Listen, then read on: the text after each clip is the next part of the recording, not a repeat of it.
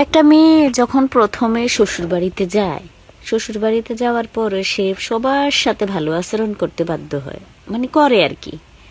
তো এক্ষেত্রে অনেকে বলেন যে নতুন আসছে, এখন তো ভালো ব্যবহার করবেই।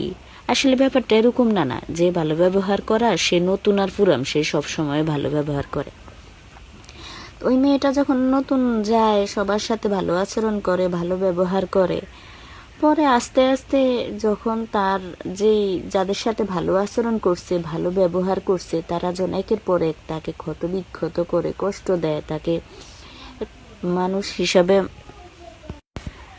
তো ওই মানুষগুলার সাথে ভালো আচরণ করার পরও যখন সে বুঝতে পারে যে এদের কাছে তার কোনো মূল্যায়ন নাই, তার কোনো দাম নাই, সে এই তার এখানে নিজের নিজের কোনো পায় না, ভ্যালু পায় না, তো তখন কি করে, তখন তাদের সাথে তাদের মতো করে আচরণ করা শুরু করে দেয়।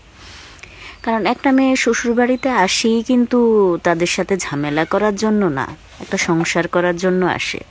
এখানে ঝামেলা করে কি লাভ? একটা মেয়ে বিয়ে করে কিন্তু সারা জীবন থাকার জন্য, 2-1 দিন এখানে বেড়াইতে আসছে না সে।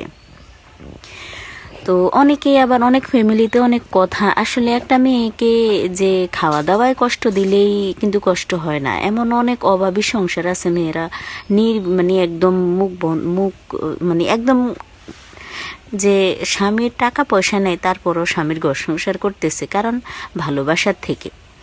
আর অনেক কোটিপতি, অনেক টাকা পয়সা আছে, কিন্তু মেয়েরা তারপরও স্বামীর কাছে নেই, স্বামীর কাছে থাকতেছে না। কারণ আসলে মানুষের মানসিক শান্তিটাই হচ্ছে আসল। টাকা পয়সা মানুষের জীবনের সব চাহিদা পূরণ করতে পারে না।